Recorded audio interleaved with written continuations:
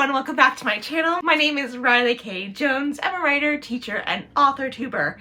And today we're going to talk about the best and worst books of 2021 that I read.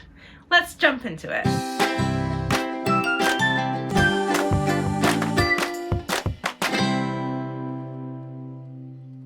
So, if you guys haven't known, I challenge myself to read a certain number of books every year, and this year I challenged myself to read 25 books in 2021. I did not meet that goal. There's a whole laundry list of reasons why that didn't happen this year, but I did read 17 books for 2021.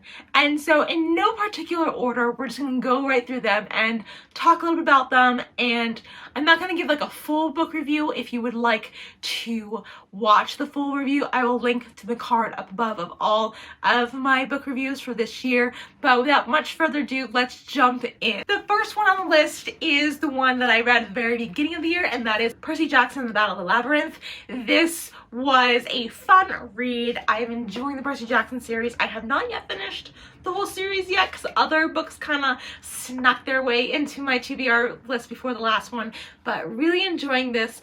Can't wait for the Disney Plus TV show version. Like, I have high expectations for that, but Percy Jackson is a fun read too for any age, really. It's a fun read with mythology and just modern day scenarios. Great example of the hero's journey. So really loved that. The next one on the list, and you'll notice a theme here with my color choices. I gravitated to a lot of red books this year. It just happened. I don't know. But the next one on the list is Monday's Not Coming by Tiffany D. Jackson. Tiffany D. Jackson did a fantastic job writing thriller as well as creating fabulous characters and really a lot of heartfelt feelings in regard to missing friends. The main character's best friend goes missing and no one seems to care. So she's kind of like set off on not like an investigator, like detective type of thing, but more of just like, where did she go? I'm trying to find out. Like, I'm just trying to find where my friend is. And it's not like detective-y, but it's definitely thriller, and I love it. The next book that I read in 2021 is The Hate You Give by Angie Thomas. This was also a fantastic read. Again, you'll notice red. So this was also a fantastic read of just more contemporary, not so much thriller because I normally read thriller. But this was a fantastic read. I highly recommend this book. In this book, Star Carter has witnessed her best friend murdered, and then also the social dynamics alongside of that, because her two worlds of living in a poor black neighborhood and then also attending a predominantly white prep school kind of collide, and you really see the social dynamics between her and the struggles that she faces in both worlds. And I love this book. Such a great job. A lot of eye-opening content. So really good job. 10 out of 10. The next book that I read is The Last Secret You'll Ever Keep by Laurie Stollers. This was a kind of companion sequel novel to Jane Anonymous, which I read last year, and this is a thriller book. Thriller. She is the queen of thrillers. Like, she is so good. I love all of her works. This book particularly follows the journey of a girl who went missing for 3 days, and she comes home and no one seems to believe that she actually went missing. There's a lot of psychological like issues going on, and we don't know if she's a really reliable narrator. Like, it is fantastic, makes you second guess everything, and you're just like, what's happening? Mind-boggling. Like, such a good thriller. Love her work so much, and so I can't highly recommend The Last Secret You'll Ever Keep. Such a good book. 10 out of 10. The next book that I read this year is They Wish They Were Us. This book, I had high hopes for it. This was one of the worst books, that, in my opinion. Sorry if this was your favorite book. I just did not like it. So it was a thriller And it was, I guess it was kind of a thriller. It was more mystery for sure, and there was some social commentary on the prep school that our main character was in.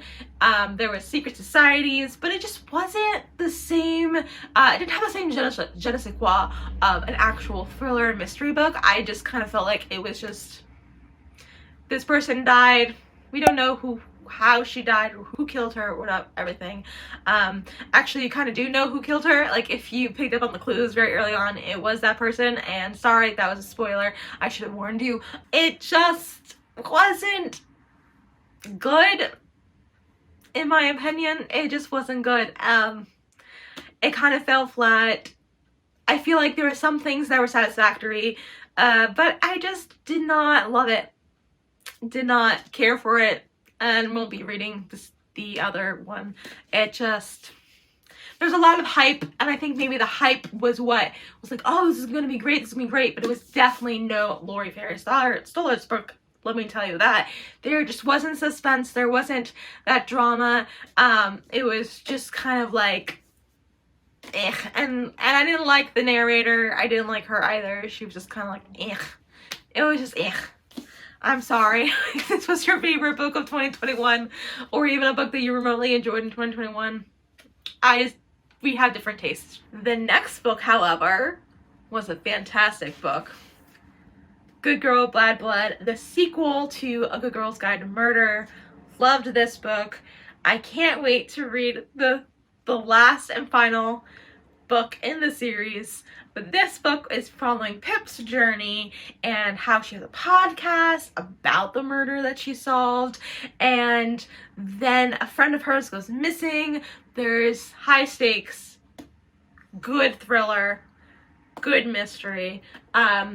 Really enjoyed it, and then I'm really excited for the next one too. I want to see how Pip's journey wraps up, but I'm really excited. I loved this book. She did a fantastic job with it, and laugh out loud at times. Like, I really, really love this. I could not put it down when I picked it up. Such a good job. So again, another 10 out of 10 for Good Girl, Bad Blood. The next book I read was also a thriller by Alexa Dunn, The Ivies. Such a good book. It was well plotted, well thought out, great characters.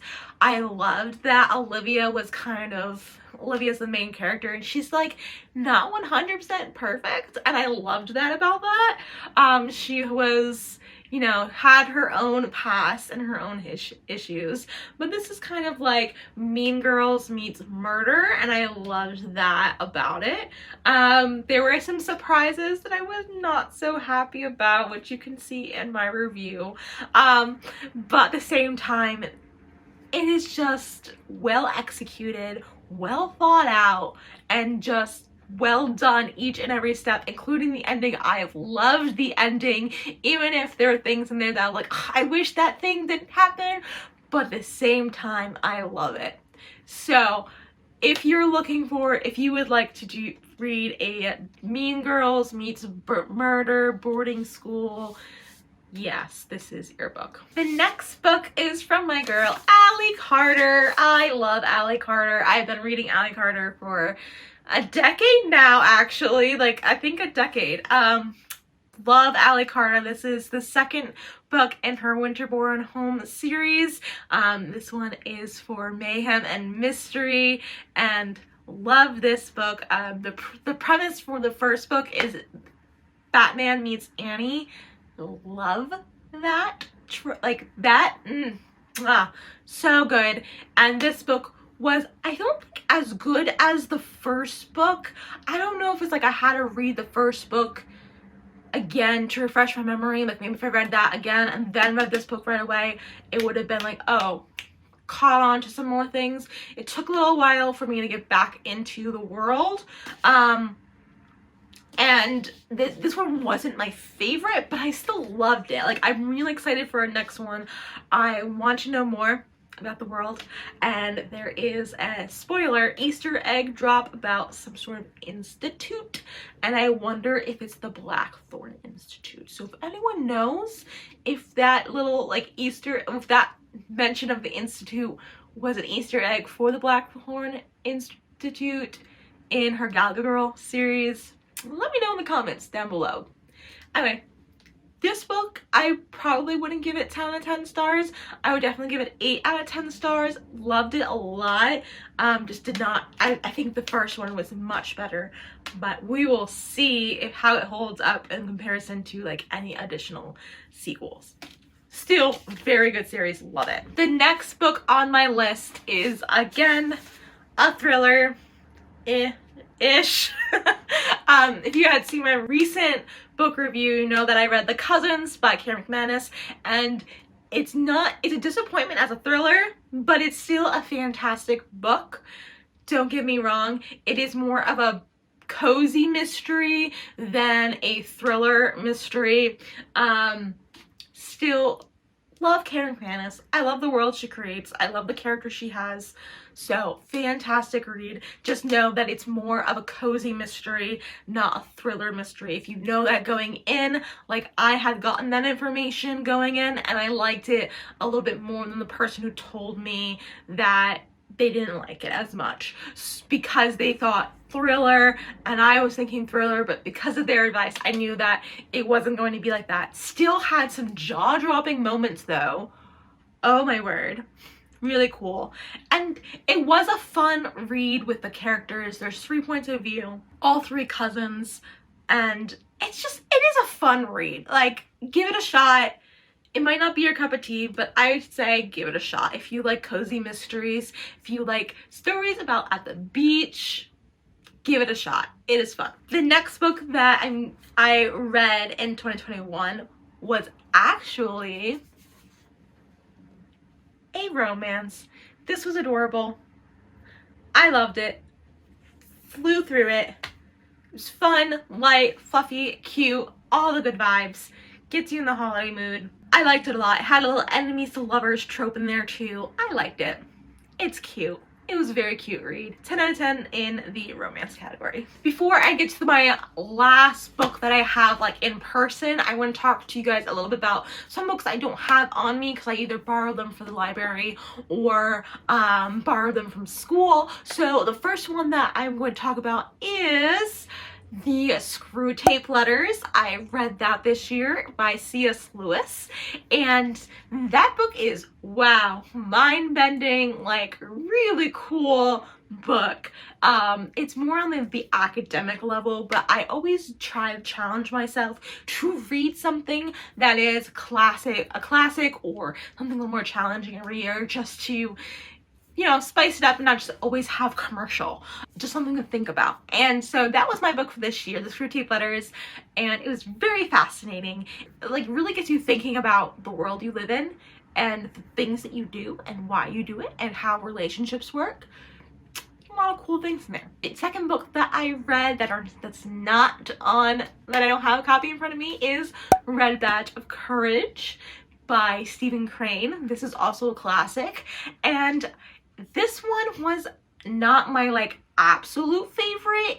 It was a tough read. It was tough to get into, but I'm really excited to have discussions about this book. It's a book that once you read it and you can like have an intellectual conversation with someone, there's just more to like be brought out from it. So although it was a bit harder to read, it wasn't very long. So I'll give it that. So if you're like, oh no, I don't want to read this hard book, it's pretty short. I think it's like less than 200 pages, and it really is fascinating to see the psychoanalysis of war on a person and how a person goes from being cowardice to foolhardy to finding that golden mean that Aristotle talks about of courage, like what courage actually is. So I'm super excited to deep dive into that book in 2022 with my kiddos. So I'm excited about that, to see what they pull out of it as well. We can have some discussions on the topic and on the book. So those 2 classics, again, 10 out of 10, would highly recommend anyone to read. So good. The next and final book that I read in 2021 is The Inheritance Games by Jennifer Lynn Barnes. So funny story about this book. I had heard of Jennifer Lynn Barnes in couple years ago I've heard of her, and I never really picked up on any of her books. I saw like the debutante series. I kind of was like, oh, this is kind of interesting, but I don't know, I'm not sure. And then I think Allie Carter did like a Instagram live with her, and I was like, and she was talking about this book, and I was like, that sounds fascinating. Oh my word. So this is the first time I'm talking about this book online, so I'm gonna go in a little bit more in-depth review of it than the other books. This book follows Avery Kylie Grahams, who is essentially, she's an orphan. Well, she's not an orphan. Her deadbeat dad left her and her mom, and then her mom died of cancer, and then she's living with her half-sister, and things aren't going so great. And then all of a sudden she finds out she's somehow an heiress to this billion-dollar, like multi-billion-dollar heiress, and she's like, how did this even happen? I don't know this person. And it's kind of like a Knives Out-esque type of book, and I really love Knives Out, and it kind of followed that same kind of like, this person became an heiress, she's not even part of the family, they go to this house, it's like this ginormous castle of a mansion with secret rooms, and it's just, and then there's like all these puzzles, and you have to solve the puzzles. It's almost like Knives Out meets an escape room. It is, I love both of those things, and they are so fascinating. Yeah, so that was really fun. There's also a little bit of romance in there, and then a little bit of other mystery involved. I flew through this book so good. I'm so glad there's 2 more books out there. The second one is already out. The third one comes out this upcoming year. So I will be reading both of those in 2022 because this was fascinating. One thing about her style that I just really liked, and I don't normally like this, but it just worked for this book, is her chapters are really short. They feature basically a scene kind of like all the way up until like a commercial break. They all end on like one-liners, like jaw-dropping moments that are just like, how do you keep coming up with this other crazy thing, or this witty one-liner that you're just like, oh, I have to find out what happens next. Like, it is just so fascinating. So if you really liked mystery, if you like a little bit of romance, and you love escape rooms and puzzles, this book was fantastic. This book is like me in a nutshell. I love all of those things. If you follow my vlogs, you know that I did a Christmas Carol themed escape room for my students because I love escape rooms, and this was basically a big escape room meets romance and Knives Out and mystery. Absolutely fantastic. So Jennifer Lynn Barnes, mwah, did a great job. Love it, love it, love it. And those are all the books that I read in 2021. Let me know in the comments below, what were your favorite books of 2021? Were there any books that you really didn't like that you read, or books that you absolutely enjoyed and want to recommend? In the comments down below, let me know. There weren't very many books that I didn't like in 2021. I think the only one was They Wish They Were Us, and then like the cousins were kind of like. Thank you guys again so much for watching. If you like this video, please make sure to give this video a nice big thumbs up. It lets me know that you like videos like this one. And if you haven't already, click subscribe. I release all new videos and all things writing and reading every Thursday. Thank you guys so much for watching. Keep writing, keep reading, and stay creative.